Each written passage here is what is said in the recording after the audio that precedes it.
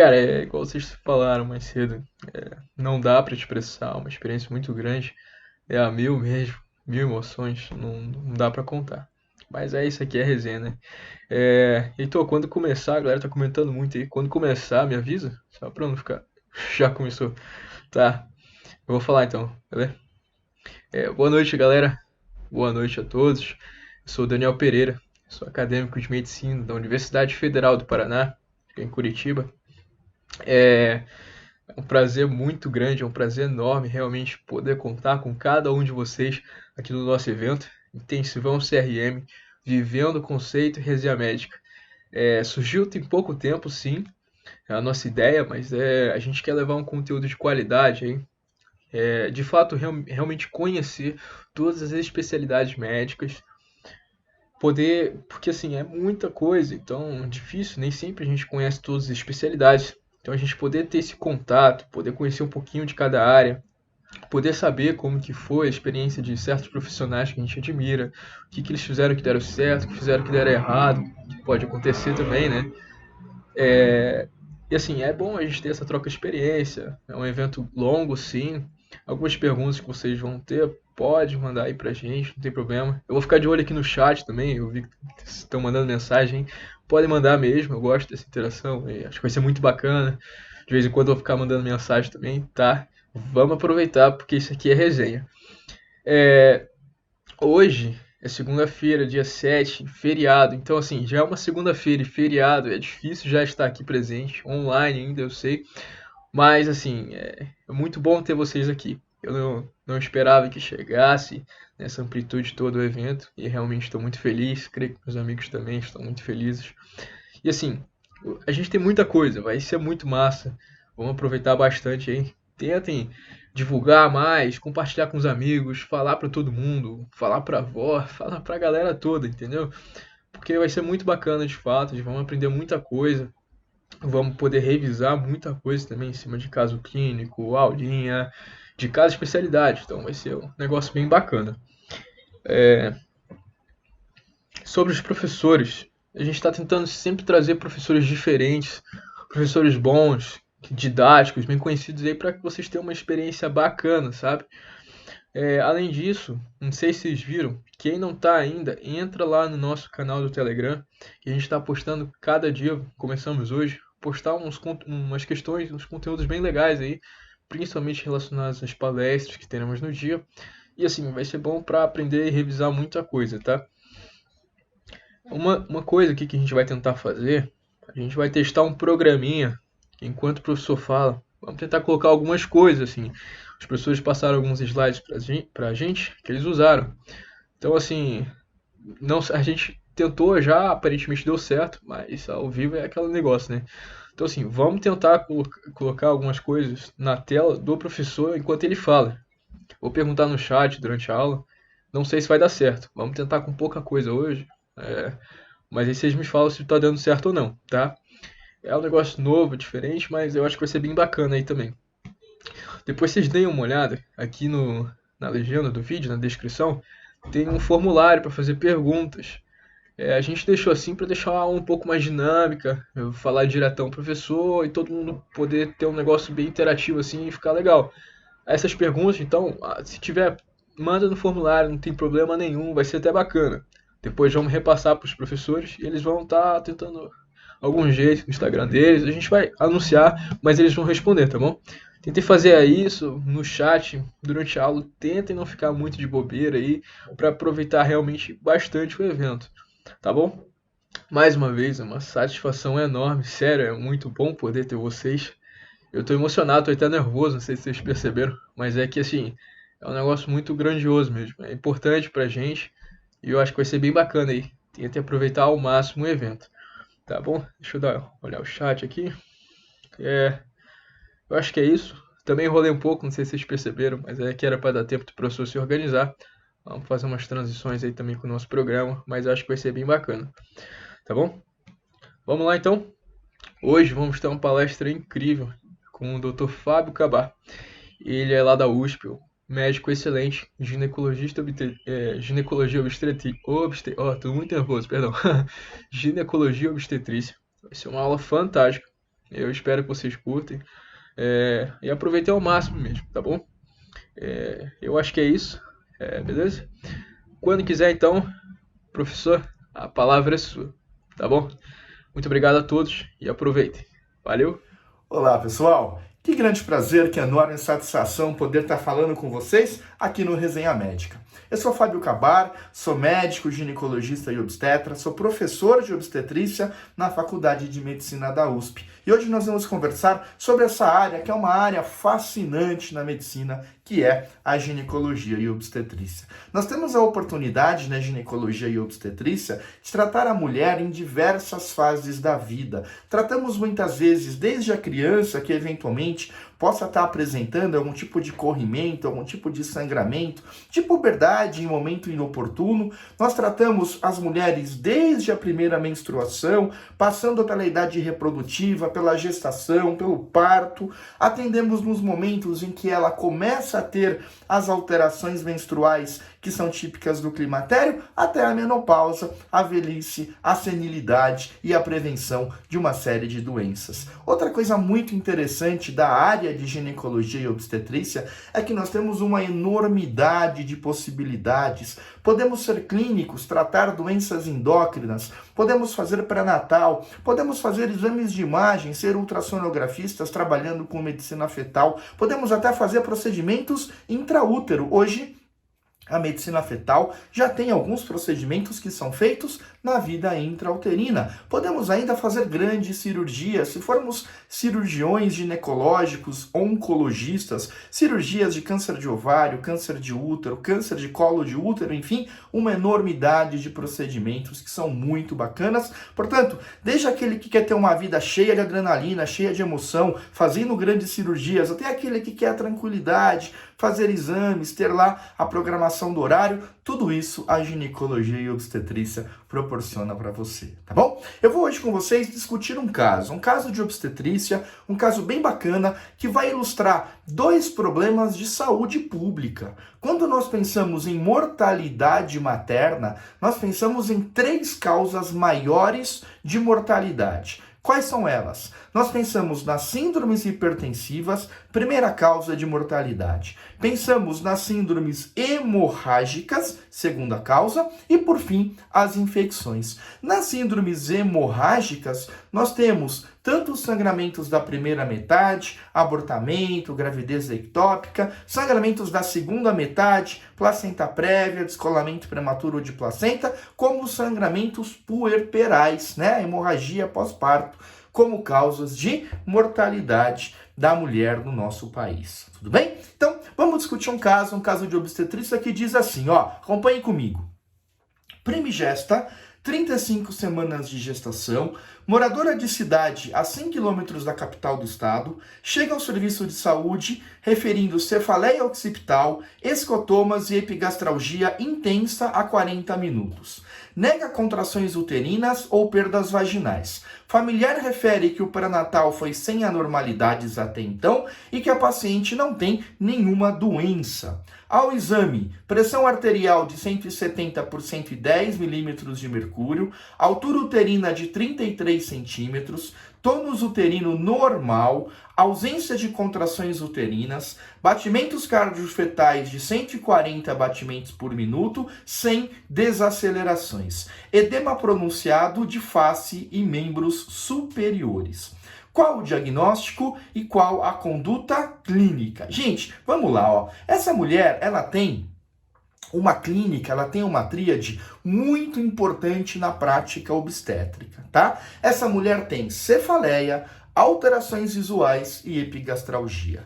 Essa moça tem o que nós chamamos de iminência de eclâmpsia, tá? Então, mulheres que apresentam pré-eclâmpsia, né, que apresentam doença hipertensiva específica da gestação, elas podem ter um fator complicador que é a iminência de eclâmpsia. Não vamos confundir. Eu falei pré-eclâmpsia primeiro, que é a doença hipertensiva, e eu falei depois iminência de eclâmpsia, que é a sua complicação.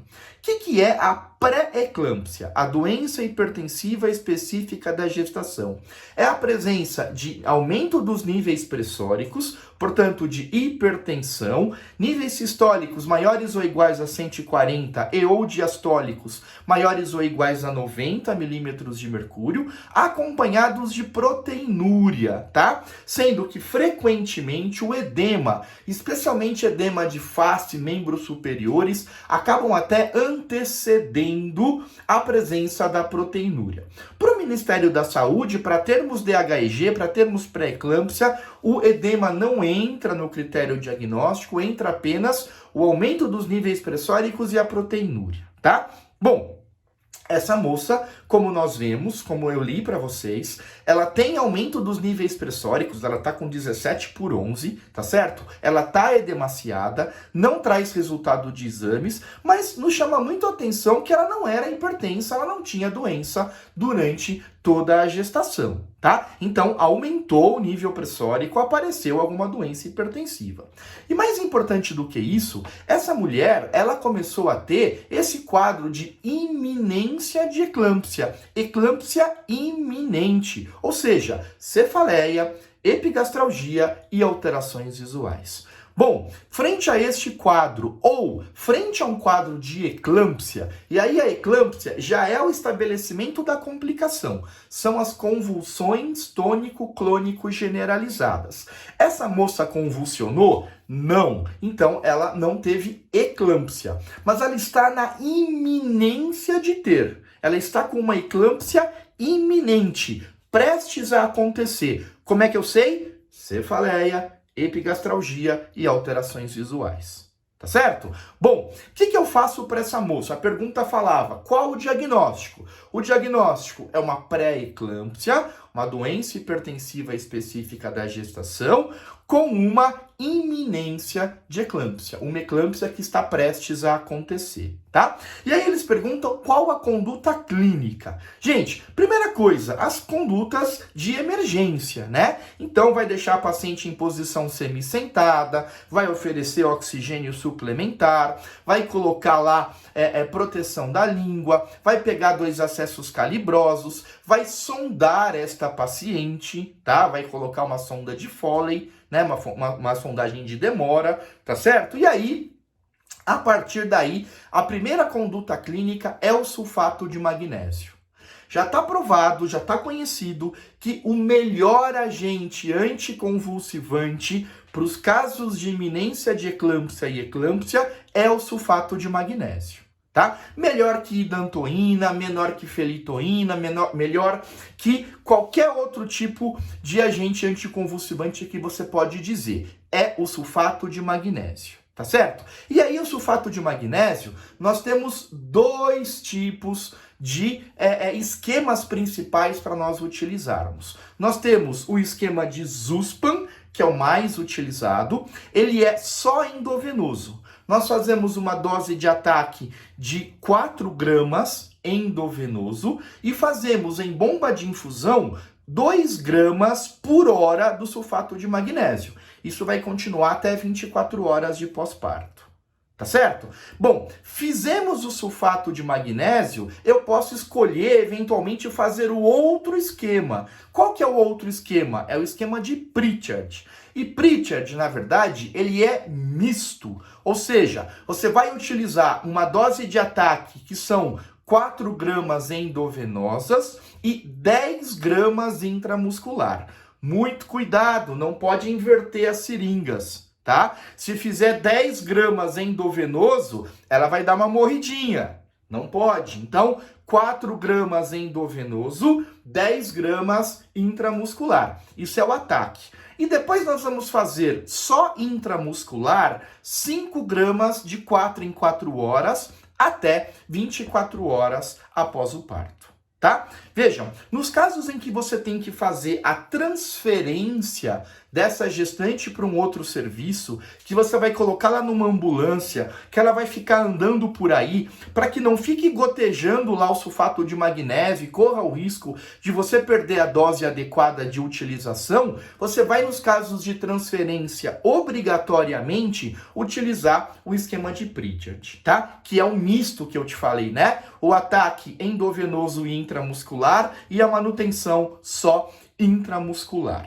tá? Então, neste caso, o que nós vamos fazer? Vamos manter via aérea, pegar veia, colocar lá sonda de Foley e fazer o sulfato de magnésio. Veja, ela estava numa cidade provavelmente do interior, né? Interior do estado, interior do Brasil, 100 quilômetros da capital. Nem fala aqui que era uma maternidade, era um serviço de saúde, então nós vamos ter que transferi-la aqui, removê-la para uma maternidade. Neste caso, eu vou utilizar o esquema de Pritchard. Já te expliquei por quê, tá? O que mais que nós vamos fazer? Nós vamos colher exames. Que exames? Vamos colher especialmente os exames de síndrome HELP, tá? Vamos colher DHL, vamos colher hemograma, vamos colher TGO, TGP, bilirrubina, né? Síndrome HELP também é uma complicação da pré-eclâmpsia. É hemólise, plaquetopenia e aumento das enzimas hepáticas. Por isso que eu colho TGO, colho TGP, colho plaquetas, DHL, bilirrubinas, tá? Vou fazer a coleta dos exames. Aproveito e faço uma proteinúria. Eu disse que era uma pré-eclâmpsia, mas eu não tinha o resultado da proteinúria. Faça uma proteinúria de fita, faça uma relação proteinúria-creatinúria. Se essa relação vier maior que 0,3, confirma o diagnóstico de pré-eclâmpsia. Tá certo? Legal. O que mais que eu vou fazer? Gente, a pressão arterial dela tá 170 por 111. Eu preciso controlar essa pressão. O que é controlar? É abaixar em 20 a 30% a pressão arterial média. Então não é deixar 11 por 7, é baixar 30% a PA média. Tá certo? Vou fazer, portanto, o remédio para baixar essa pressão, para controlar essa pressão. Qual remédio eu uso? Ou nós podemos utilizar a hidralazina, que é o preferido lá na Faculdade de Medicina da USP, onde eu trabalho, que é o meu preferido na minha prática clínica, ou o Ministério da Saúde, que fala que pode se utilizar a nifedipina por via oral. Não é sublingual, pelo amor de Deus, é a nifedipina oral, a retarde, aquela, né, de liberação lenta, tá certo? Você pode fazer para controle pressórico, tá? Bom, então internamos, cuidados gerais, sulfato de magnésio, hidralazina, coletamos exames, vamos avaliar esse feto. Se for possível fazer uma cardiotoco, fazer uma cardiotocografia, fazer uma análise fetal, fazemos a análise fetal. Senão, eu vou ter que ficar escutando o BCF. Aqui na entrada estava normal, estava 140, tá? Então, pergunta-se a você o que faz nessa hora? Transferência.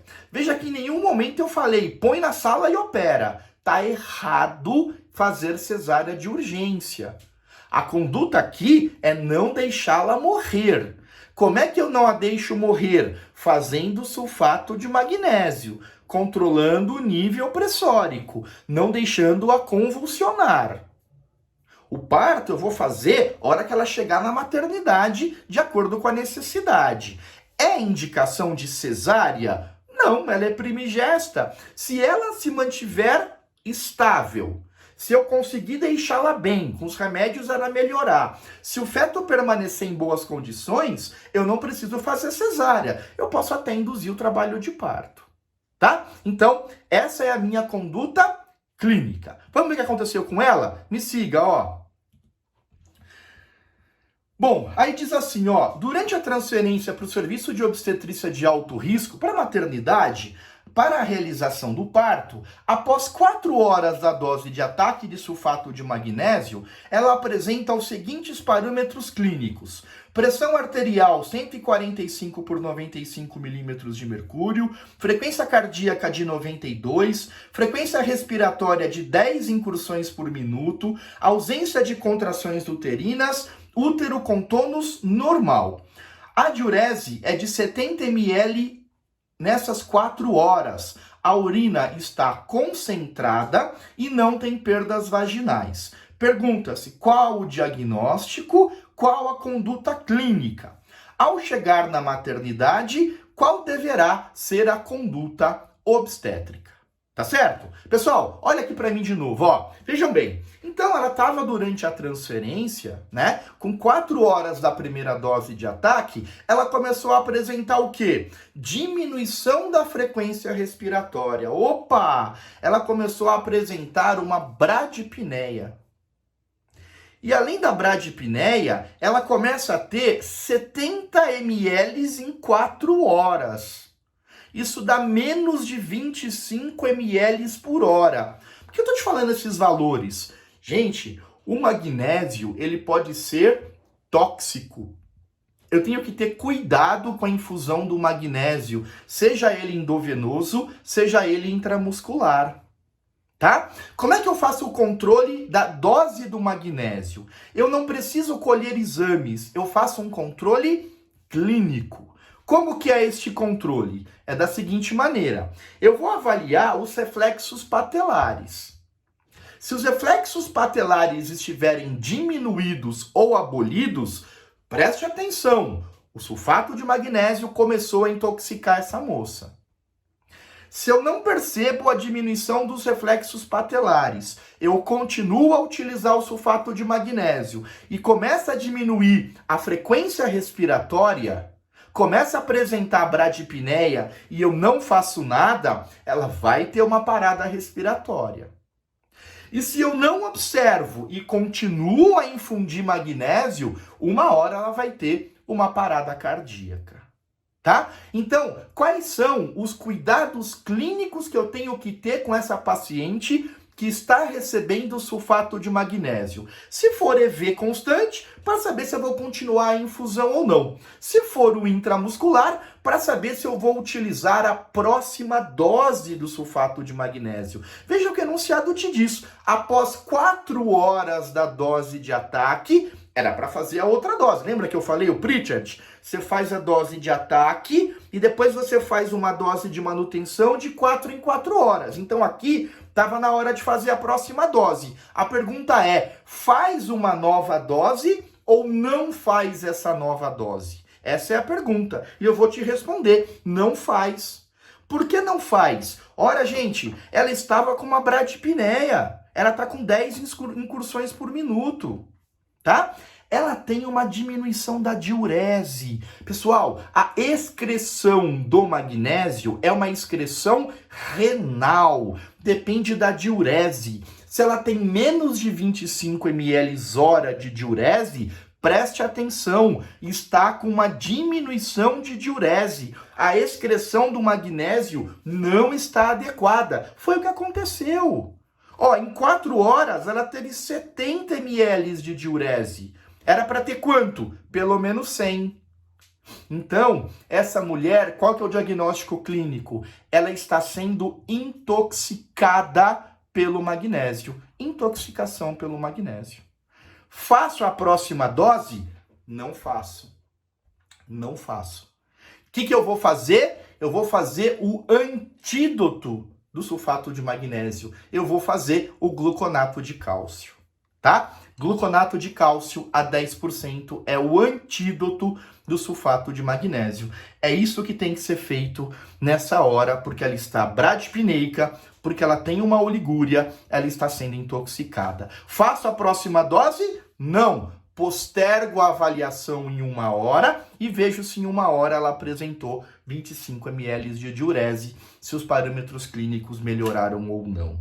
Tá certo? E aí ele pergunta, ao chegar na maternidade, qual deverá ser a conduta obstétrica? Horas, eu já cuidei da mãe. Eu fiz o sulfato de magnésio, eu coletei os exames, eu melhorei a pressão dela estava 17/11, foi para 145/95, eu controlei a pressão, agora eu faço o parto. Precisa ser parto correndo? Se o feto estiver bem, não precisa. Então, na maternidade, eu vou fazer a cardiotoco. Eu vou ver se esse feto está em boas condições ou não. Se ele estiver em boas condições, se a mãe estiver em boas condições, eu vou até induzir o trabalho de parto. Tá certo? Vamos ver o que aconteceu depois com ela? Me acompanhe mais um pouco.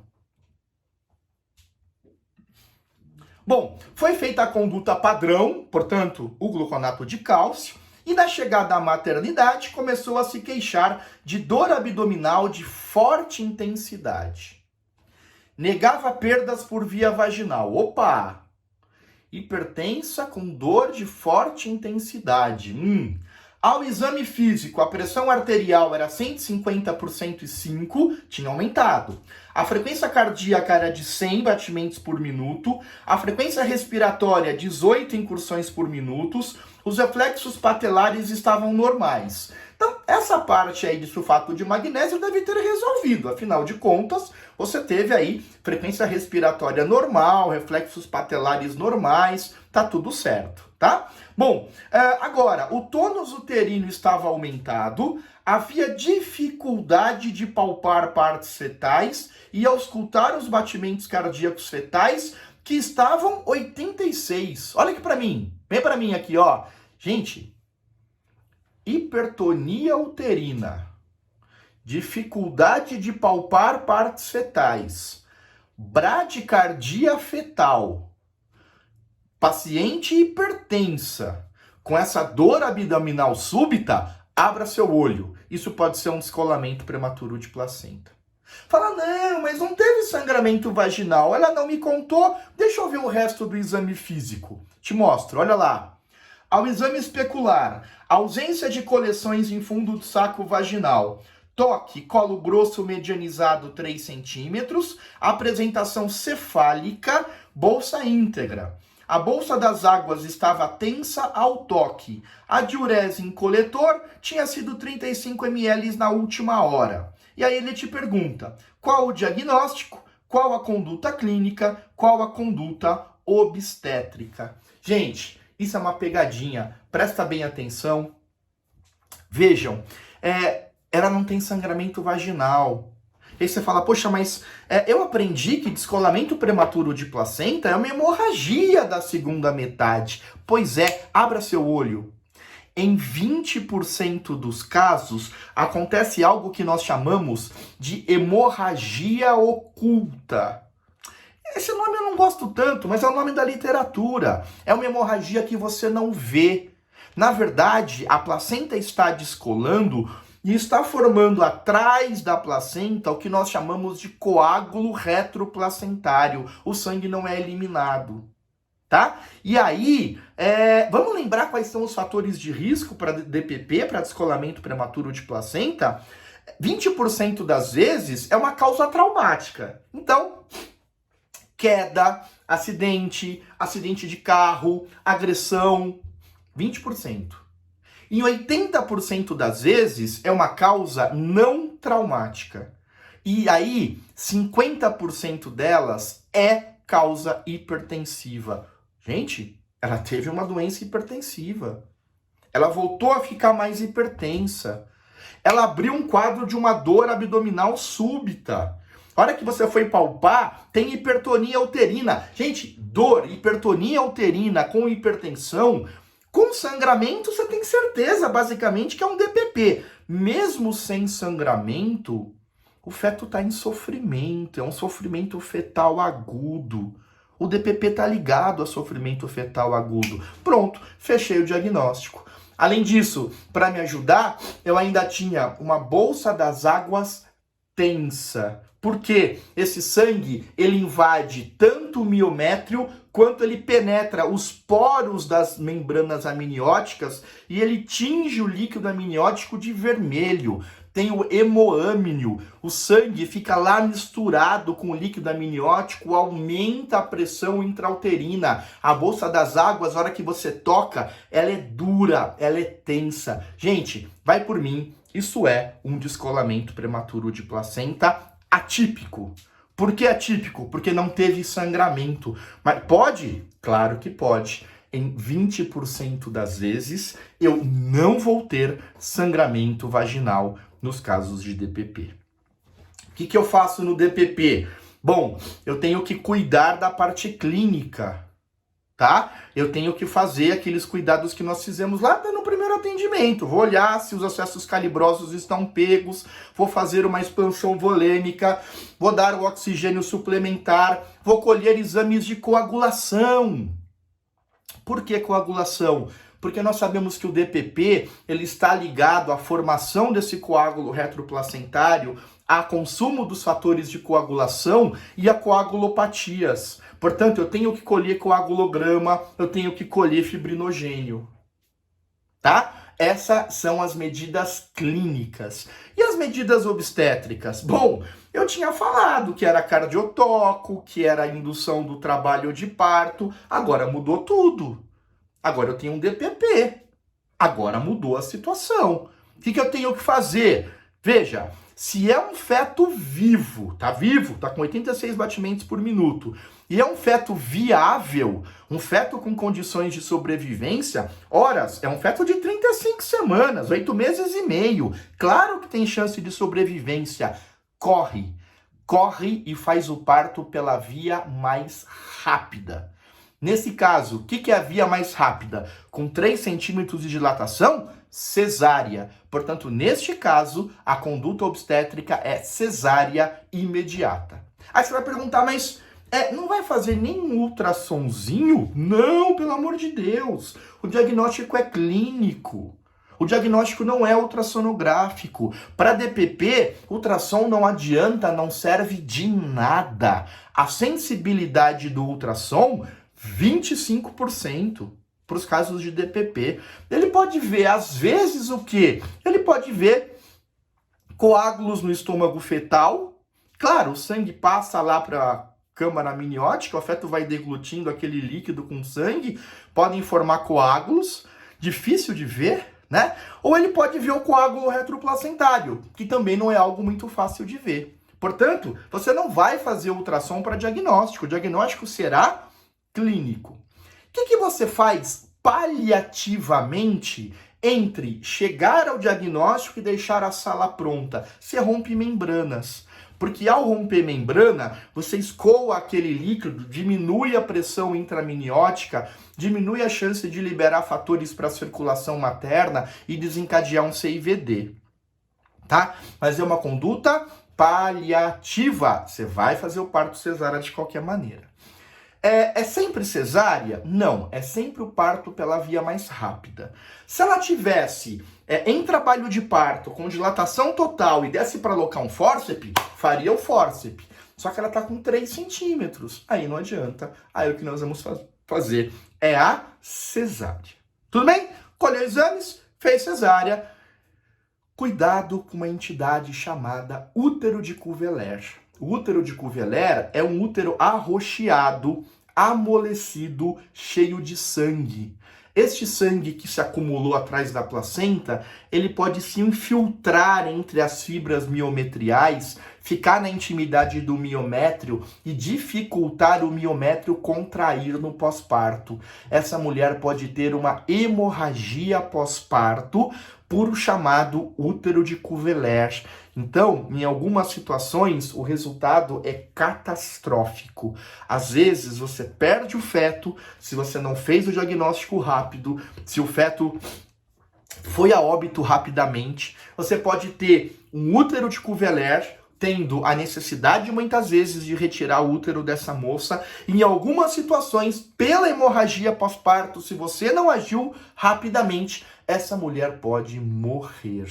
E aí você teria óbito fetal ou óbito do recém-nascido e óbito materno no mesmo caso, o que para nós obstetras é absolutamente catastrófico. Tá certo? Então, um caso legal, um caso que a gente pôde discutir aí no mesmo caso, é uma pré-eclâmpsia, uma doença hipertensiva específica da gestação.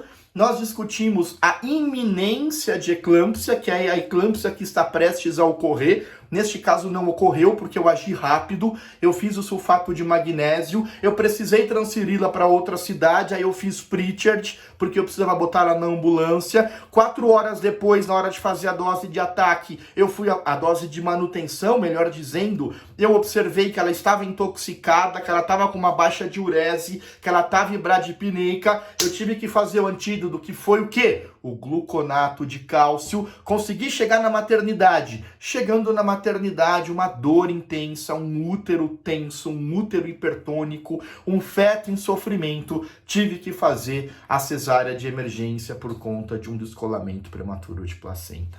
Parece coisa de filme? Não é. Quantos e quantos casos ao longo de mais de 20 anos de profissão eu pude acompanhar com uma história muito parecida com essa. Tá certo? Espero que você tenha gostado, espero que você tenha aproveitado e espero que você continue aproveitando um monte de outras especialidades que vão passar aqui para você nesse curso, nessa semana, nesses dias no Resenha Médica. A todos vocês, um grande beijo e um grande abraço. Até mais.